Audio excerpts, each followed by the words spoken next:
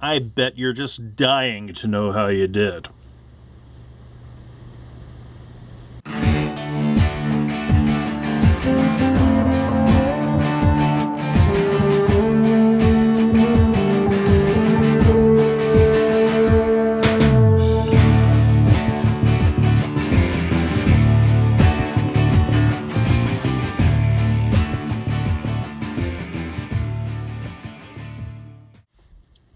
Hey there. When I read student papers, I read stupidly literal and stupidly critical. And let's talk a minute about what that means. Stupidly literal means that I don't assume that I know what you're trying to do. I only go based on what's actually on there. So your intentions are something I don't even try to get into. I can only really go on the evidence that's in front of me. To the point where if I know you really meant to do these two things, but you didn't do them, I have to go on the fact you didn't do them. Just kind of how it goes. Stupidly critical, because telling you you're great and wonderful might be fun and necessary a lot of times, but in terms of writing, it doesn't really help you. If I tell you, hey, it looks good, you're given no real feedback on how you're supposed to change anything. And writing is about revision. If your Comp 1 teacher didn't tell you that, they should have. No one cares what your first drafts look like. It's all about going back and rewriting, fixing, getting stuff to where it needs to be. When we go into peer review sessions, I almost always tell people if you say looks good, it's a sign that you probably didn't actually read it. So I'm going to come across as critical, but if I'm not critical, how are you going to know what I think you need to change? And changing is a large amount of what you need to do for rewriting. Figure out what works, improve it, figure out what doesn't work, and fix it. This is all kind of a long way to say I might come across a little bit as a jerk in this video. And I'm not trying to be. I know that with the group document design battle, you really didn't have a lot of time to do it. You're doing it remotely. You're doing it in groups through little windows on your computer.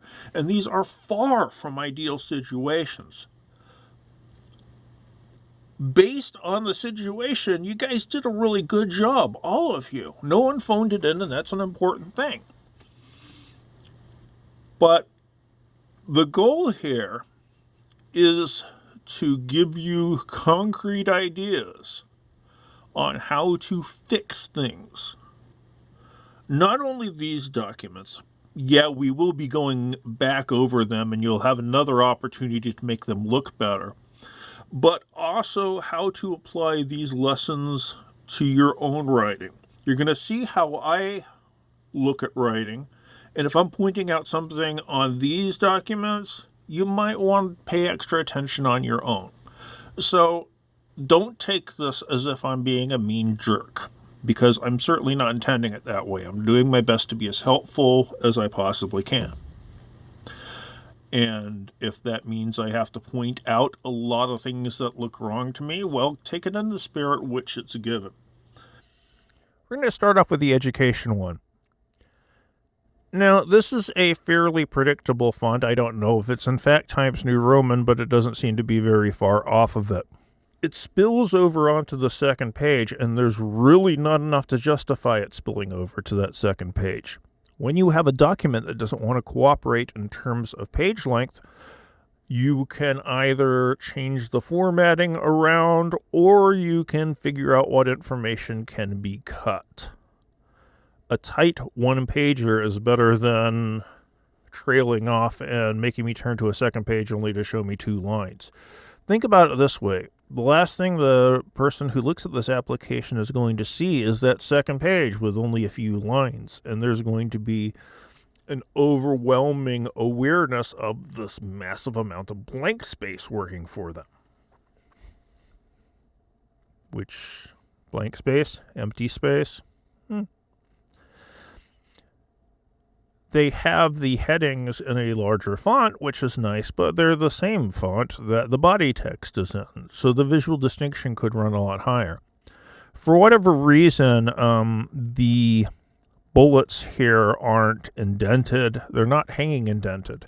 Word does this automatically, so this makes me think that somebody just typed in a dash.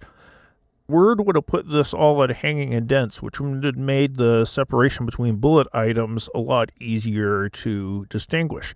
I mean, look under volunteer experience. You have Universal Health Aid, one line, regional coordinator, second line, worked under the director, one line, but targets low income. The second half of that sentence is actually farther over to the left than the first part of it. There's some inconsistency here as well in terms of where they put the dates. You look under education and graduation dates are lined up, but they're just at the end of the sentence for the rest of them. It doesn't really kind of scream cohesion.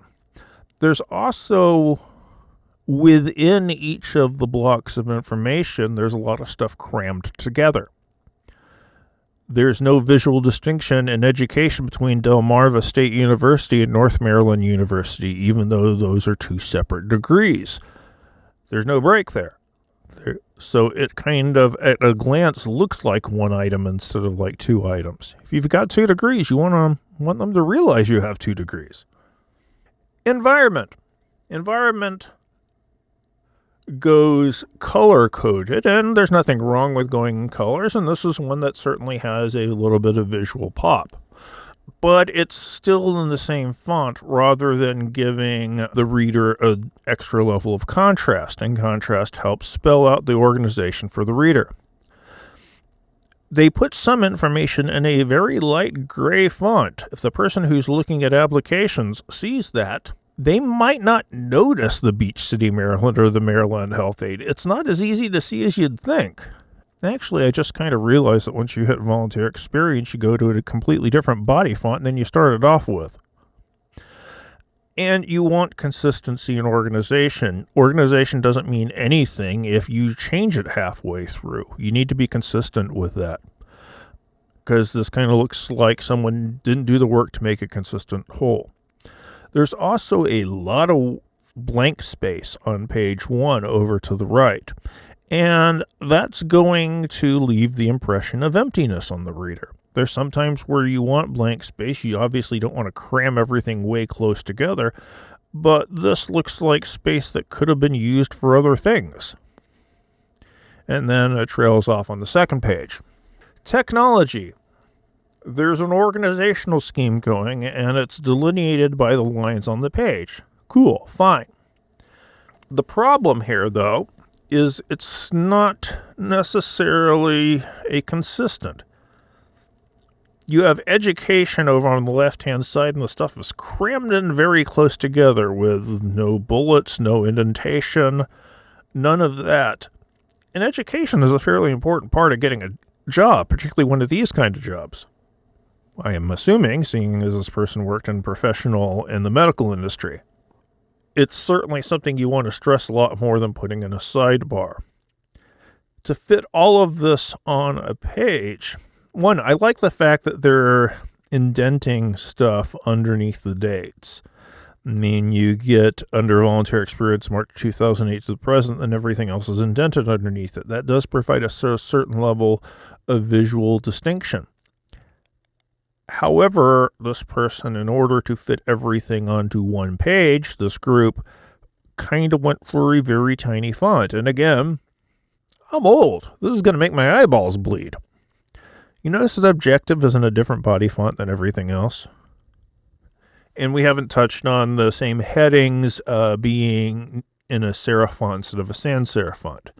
I like that they're working with a design principle here, but the overall impression is of a very, very cramped document.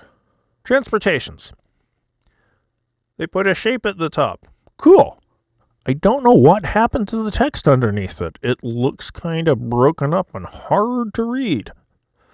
And if it looks hard to read, can you count on the person spending a lot of time and attention with it? There's a visual distinction between the headings. Cool. but it is the same font throughout, so it could be a bigger visual distinction. They have less nested levels of bullets under volunteer experience, and that does provide a certain organizational ability. I kind of would prefer it if there's a little bit of extra space between the jobs so there's a clearer visual distinction.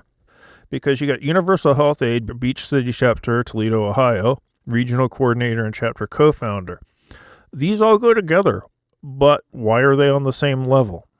And it looks more like a big outline. It doesn't suck us in terms of looks. And that's something you might want to think about. If you can get something to be visually attractive, get something to be visually attractive. So there we go.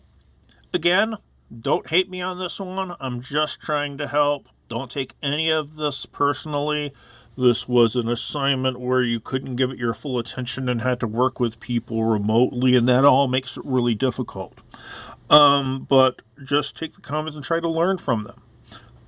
You can apply this to your own job application submission. And I know, it's already turned in, but you've got revision opportunities in this class. So always think, I can revise this. If I change these 3 things, it might look drastically better, and it might get you a better grade. That's the hope. See you on the next video.